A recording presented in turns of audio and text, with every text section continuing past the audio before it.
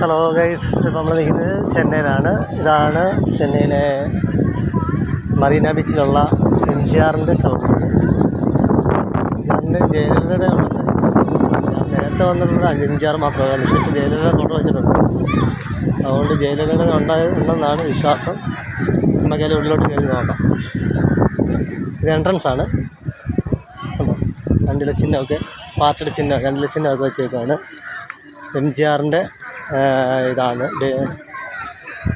അതായത് ജനിച്ചത് 17/1/1917, മരണം 24/12/1987 എംജിആർ മരിച്ചിരിക്കുന്നത്.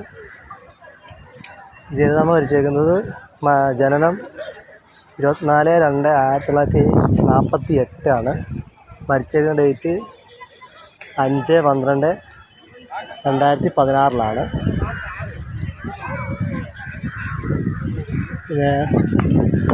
നേരെ കാണുന്നതാണ് എംജിആറിൻ്റെ ശവകുടീരം.